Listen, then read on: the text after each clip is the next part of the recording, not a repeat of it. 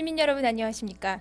이제 휴가철이 다가오면서 무더위를 피해 산과 바다로 떠날 기대에 부풀어 계실 텐데요. 알뜰한 휴가 계획을 온 가족이 다 함께 세워보는 것도 지친 일상의 작은 기쁨이 될 수 있을 것 같습니다. 먼저 주요 뉴스입니다. 수지 하수종말 처리장 관련 주민 불편 해소를 위해 시는 주민들과 함께 지난 23일부터 3박 4일간의 일정으로 일본 하수처리장 견학을 다녀왔습니다. 청년 실업이 사회 문제로 대두되고 있는 요즘 도내 취업난을 해소하기 위한 경기도 채용박람회가 지난 30일 용인시 문예회관에서 열렸습니다. 시에서는 이번 달부터 3개월 동안 관내 시민 및 초중고등학생을 대상으로 무료 정보화 교육 여름방학 특강 프로그램을 실시합니다. 이번 주에는 취임 1주년을 맞은 이우현 시의회의장과 함께 그간의 의정활동 성과와 앞으로 계획에 대해 들어봅니다. 수년간 부지 선정을 놓고 첨예한 대립을 빚었던 죽전 하수처리장. 지난 23일부터 26일까지 선진 기술을 자랑하는 일본 하수처리장 견학 과정을 홍종일 PD가 동행 취재했습니다. 용인시 주민 30명과 시의원, 공무원 등 모두 40여 명은 일본 도착 직후 동경 아리아케 하수처리장부터 방문했습니다. 완전 지하식인 이곳은 관측지를 매립해 만든 처리장으로 지상 5층 규모의 다목적 체육관이 들어서 있습니다. 나고야 호리도메 하수처리장은 1930년대에 건설돼 운영해 오다 80년대에 접어들면서 하수처리 시설을 완전 지화했고 도시 중심부에 위치해 있어 시민들을 위한 공원으로 꾸며져 있습니다. 교토에 위치한 이시다 하수처리장도 사정은 마찬가지입니다. 반지하식 시설로 슬러지 처리 시설이 갖춰져 있습니다. 주민 편의 시설로 꾸며진 수영장에는 주민들과 어린이들이 여유롭게 수영을 즐기고 있습니다. 이처럼 일본 하수처리장은 도심 지역 내에 위치하고 있고 마치 커다란 체육시설이 들어선 하나의 공원 같다는 것이 특징입니다. 현지를 일본이 좋다는 말 듣고 현지를 직접 와서 보니까 뭔가 좀 생각을 다시 한번 정리를 해야 되겠구나 이런 생각이 듭니다. 진정 이렇게만 지어질 수 있다면 그래도 어차피 지을 거라면 좀 더 잘 짓게 동의하는 편이 낫지 않나 그렇게 생각합니다. 그러나 일부 주민들은 슬러지 문제를 거론하면서 일본의 경우도 탈수 시설이 지화된 곳이 없는 만큼 경제성이나 환경성 등을 고려해 용인시의 계획은 변경해야 한다는 입장도 있었습니다. 수처리하는 하수종말 처리장은 짓고 하수처리장은 짓고 어떤 장소를 선택해서 광거를 통해서 분뇨만 처리하는 일본처럼 분뇨만 처리하는 그런 하수처리장이 슬러지 처리장을 만들어서 소각을 그곳에서 하고 해야 주민들에게 큰 환경적인 도움이 될 것이라고 생각합니다. 이에 대해 시 관계자는 슬러지 탈수 시설은 슬러지를 소각하거나 재활용하는 처리 시설이 아닌 물과 슬러지를 분리하는 하나의 공정일 뿐이라고 밝힙니다. 주민들께서 지금 가장 걱정하는 게 그 슬러지 처리 문제인데 슬러지 처리 그 탈수까지 그것은 한 처리장이 운영되는데 하나의 가정이고 공정입니다. 그래서 저희가 하는 것은 하수 처리를 해서 발생된 슬러지를 75%까지 탈수를 해가지고 그거를 다른 2단계 최종 슬러지 처리 장소까지 이동시켜서 최종 폐기 처분이나 소각을 한다든지 뭐 해양 처리라든지 아니면 녹색토로 쓴다든지 여러 가지 방법으로 처리할 계획이 있고. 특히 하수 처리장에는 최첨단 탈취 시설이 설치되는 만큼 악취로 인한 주민 피해는 걱정하지 않아도 된다는 입장입니다. 저희도 그 냄새 부분 때문에 이 처리장 견학 장소를 컨택할 때도 우선적으로 탈취 시설이 돼 있는 처리장을 선택을 했습니다. 그래서 탈취 시설이 돼 있는 이 처리장에서는 지금까지 냄새 부분에 대해서 전혀 민원이 없었습니다. 일본은 현재 지하 갈로를 이용해 슬러지를 한 곳에 모은 뒤 권역별로 처리를 하고 있습니다만 이것은 악취 발생의 문제가 아니라 경제성을 고려한 조치였다는 게 일본 관계자의 설명입니다. 名古屋では比較的中規模な処理場で15の処理場ございます。従いましてそれぞれの処理場で汚泥処理をいたしますと非常に不経済になります。従いまして、名古屋では3カ所に、まとめて集約処理をしています。 혐오 시설에서 벗어나 주민들의 생활 편의 시설로 활용되고 있는 이시다 하수 처리장. 환경 친화적인 시설 설치를 위해서는 주민들의 적극적인 협조가 요구되고 있습니다. 일본 교토에서 전해드렸습니다. 경기 침체 및 미래에 대한 불확실성으로 인해 청년 실업이 사회 문제로 대두되고 있는 요즘, 경기도 채용박람회가 지난 30일 용인시 문예회관에서 열렸습니다. 지난 5월 통계청 발표에 의하면 전체 실업률은 3%대 초반이지만 20대 청년층의 실업률은 7%대로 전체 실업률의 2배를 초과하는 것으로 나타났습니다. 따라서 경기도와 용인, 수원 고용안정센터는 도내 취업난 해소를 위해 채용박람회를 통한 구인 구직자 만남회장을 열었습니다.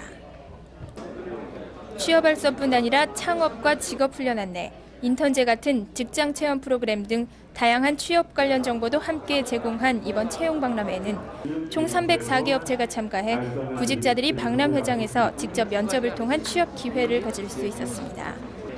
실업률이 커질수록 구인이 쉬울 것 같지만 고학력 청년층을 중심으로 3D 업종을 기피하고 있기 때문에 이번 박람회는 참가업체의 구인난을 덜어주는 계기가 되기도 했습니다. 특히 이번 박람회장에는 수화통역사와 자원봉사자들을 배치한 장애인 채용 부스를 별도로 설치하는 등 장애우들의 취업을 위한 편의를 제공하기도 했습니다. 시에서는 오는 9월까지 3개월 동안 관내 시민 및 초중고등학생을 대상으로 무료 정보화 교육 여름방학 특강 프로그램을 실시합니다. 그간 시에서는 컴퓨터를 생활화해 누구나 정보를 빠르고 쉽게 활용할 수 있도록 연중 정보화 무료 교육을 실시해왔습니다. 특히 이번 7월부터 여름방학 기간을 이용해 가족 간의 화목을 도모하고 더 많은 시민 참여를 위해 총 1,500만 원의 예산을 들여 다양한 프로그램을 갖춘 여름 특강을 실시합니다. 특히 다음 달 4일부터 28일까지는 시청 전산교육장과 신갈고등학교에서 부모와 자녀가 함께 인터넷 강좌를 들을 수도 있습니다.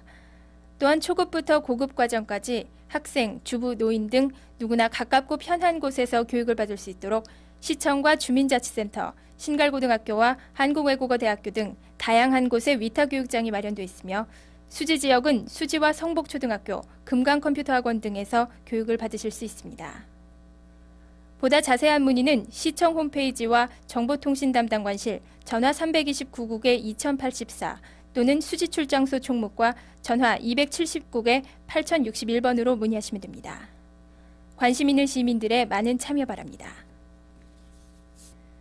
시에서는 관내 중고생 자녀를 둔 가족들을 2003 청소년 가족 캠프에 초대합니다. 여름 휴가철을 맞아 가족의 소중함을 느낄 수 있는 기회를 마련하기 위해 2003 청소년 가족 캠프를 개최합니다. 오는 31일부터 다음 달 1일까지 1박 2일 동안 원산면 중릉리 둥지골 청소년 수련원에서 펼쳐질 이번 청소년 가족 캠프는 관내 중고생 자녀를 둔 가족 110명을 선착순 모집합니다. 참가비는 전액 무료며 오는 15일까지 용인시 홈페이지에서 참가 신청서를 작성하시면 됩니다. 문의사항은 시청 여성청소년과 전화 329국에 2143번으로 하시면 됩니다. 체육을 통한 시민들의 화합과 단결을 도모하는 용인시 체육회는 용인의 여성축구단을 발족시키기로 하고 지난 27일 종합운동장에서 창단식을 가졌습니다. 이날 창단식에는 이정문 시장과 이우현 시의회의장 등이 참석해 경기도 내 다른 시에 비해 다소 늦은 감은 있지만 관내 여성들의 건강과 활력을 위한 용인 여성축구단의 시작을 축하했습니다. 92년 바르셀로나 올림픽 대표로 활약하기도 했던 전 국가대표 황규룡 씨가 감독을 맡은 용인 여성축구단은 이날 비가 많이 오는데도 불구하고 이천시 여성축구단과 친선 경기를 치르기도 했습니다. 지난 27일 현재 100여 명이 등록한 여성축구단은 매주 화요일과 목요일 축구 이론 교육과 기본 익히기부터 전술훈련까지 다양한 프로그램을 통해 훈련을 해나갈 것이며 오는 9월에는 문화관광부 장관기 축구대회에도 출전할 예정입니다. 지난주 시장 취임 1주년 기획대담에 이어 이번 주에는 시의회를 방문해서 취임 1주년을 맞은 이우현 의장과 함께 그간의 의정활동 성과와 앞으로 계획에 대해 얘기를 나눠봤습니다. 의장님 안녕하세요. 안녕하세요. 시의회 의장 취임 1주년을 맞으셨는데 소감이 어떠세요? 네, 시민과 함께하는 생활 의정을 활성화하기 위해 저희 모든 역량을 집중해온 것이 1년이 지난 것 같습니다. 취임 이후 처음 가졌던 의지와 패기가 혹 꺾이지 않을까 봐 이렇게 걱정하신 분들이 많이 계셨는데 조금도 흔들림 없이 신중하게 변화를 유도했고 또 풀뿌리 민주주의라는 기업가서와 지역사회라는 현장의 차이를 극복하면서 53만 시민의 충실한 대변자로 지방행정의 감시자로서 자리매김할 수 있었습니다. 또한 성숙한 의회로 거듭날 수 있도록 모든 정파를 초월해서 물심양면으로 도와주신 21명 의원님들께 감사를 드리면서 주민자치라는 목표가 보다 빨리 실현될 수 있도록 다 같이 노력해야 할 것입니다.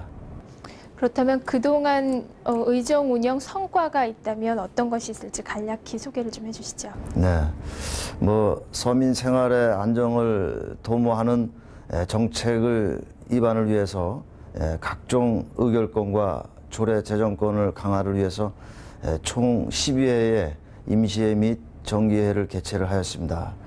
시민 생활에 불편을 주는 각종 불합리한 법규의 개정과 제도 개선에 노력을 했고 동서부 지역의 균형 있는 발전을 도모하였습니다.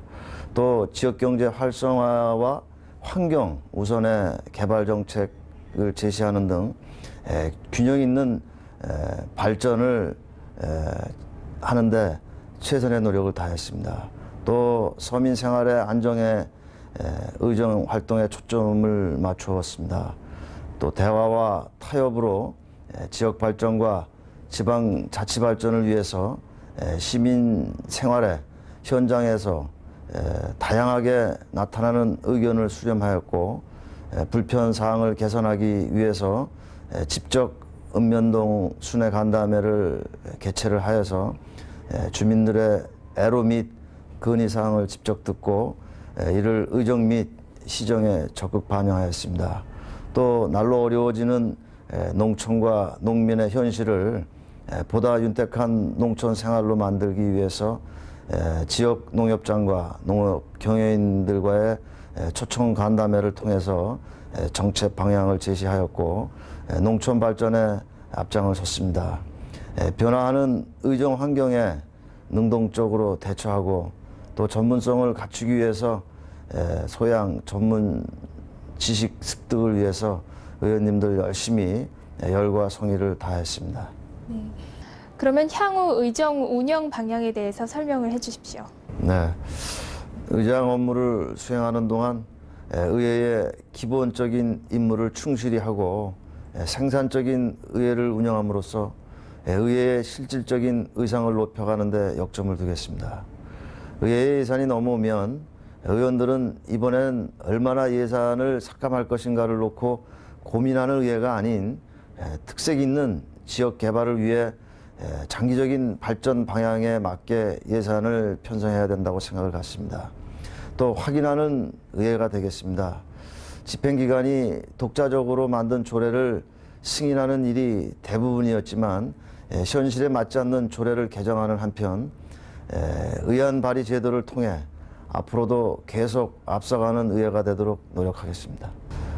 또한 주민들의 본회의 방청석을 활성화시키고 의정 모니터 활동을 적극 지원하는 한편 의사일정 각종 언론 매체를 통해서 홍보하고 주민들의 의회에 대한 관심과 참여를 높여나가겠습니다.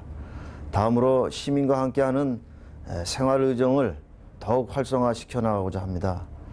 대도시권과 농촌 간의 여러 가지 불균형 요소를 시정시키고 지역 주민의 삶의 질을 높이기 위해서 주민 생활 불편, 간접 시설을 확충하고 노인, 장애인, 청소년 등 복지 정책에 깊은 관심을 가지고 적극적이고 활기찬 의정 활동을 펴나갈 것입니다. 색깔 있는 의회, 또 앞서가는 의회를 만들기 위해 주민과 의회가 힘껏 손을 잡고 지방자치 시대에 걸맞는 의식개혁을 반드시 이루어낼 것입니다. 네, 그럼 끝으로 시민들께 한 말씀 해주시죠. 네, 그동안 지적되어 온 앞뒤가 맞지 않는 제도와 뿌리 깊은 잘못된 관행들이 있었습니다. 이제 이것을 하나둘씩 다 떨쳐버리고 53만 시민을 위한 대외기관으로서 최대 봉사산업이라는 새로운 인식을 갖고 생각하는 의정, 또 행동하는 의정으로서 고유의 기능인 집행부에 대한 견제와 균형을 조화롭게 융화시킬 수 있는 의정활동이 되어야 된다고 생각을 갖습니다. 이를 통해서 한 발 앞선 생각과 발로 뛰는 행동이 함께 어우러져 가는 의회, 또 시민들의 복지는 물론 경기도의 중심지로서 발전하는데 의원 모두가 소임을 다할 것을 결의하는 자세로 힘차게 전진해 나갈 것입니다. 가장 선진화되고 모범적인 의회가 될 수 있도록 열심히 노력하겠습니다. 네, 회장님 감사합니다. 감사합니다.